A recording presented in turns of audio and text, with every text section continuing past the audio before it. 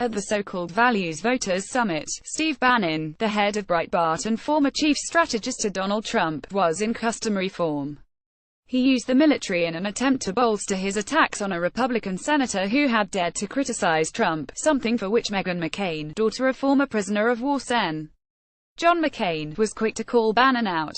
He lashed out at China, he threatened Senate Majority Leader Mitch McConnell, and he bizarrely insisted that Trump would win re-election with 400 electoral votes in 2020. And, in keeping with his white nationalist ideology, he tried to completely erase the civil rights movement from American history. He opened his remarks with chilling and violent encouragement to the audience to take up his own animosity against the establishment. "This is not my war. This is our war," he stated, referencing a recent Associated Press article about his fight with the GOP. "And all didn't start it. The establishment started it. But I will tell you one thing, you all are going to finish it."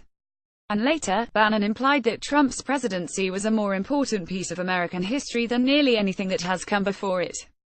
Calling the present political reality the fourth great turning in American history, he rattled off what he considered the other three of those moments, which, unsurprisingly but still despicably, did not include the massive sea change brought about by the men and women who fought and died in the civil rights movement. Were in the Valley of Decision. This is the fourth great turning in American history. We've had the Revolution, we've had the Civil War, we've had the Great Depression and World War II. This is the fourth. And we're gonna be one thing. It's gonna take 5, 10, 15, 20, 25 years to go through this, and we're gonna be one thing or the other on the other side of it.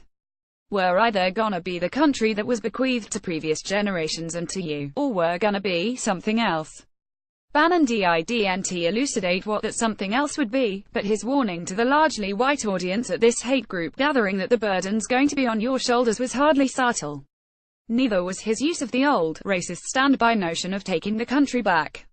Bannon insisted that he never had anything less than 100% metaphysical certitude that Trump was going to win the election. Folks were looking for change in this country, he claimed. They're looking to take their country back, and you're the vehicle and instrument that is gonna do it. Of course, 8 years under a progressive black president hardly meant the country had been taken from white people, but that's never stopped such absurdly racist complaints before. Bannon's erasure of the struggle for equality for black Americans, and his implication that the election of a white supremacist president was more consequential to our history than that work, fits right in with that baselessly aggrieved attitude that the nation ultimately belongs to a very narrow, very white sector of the population. Trump's presidency will indeed be a much remarked upon moment in history, but not for the reasons concocted in the dark daydreams of Bannon and the hate groups who follow him.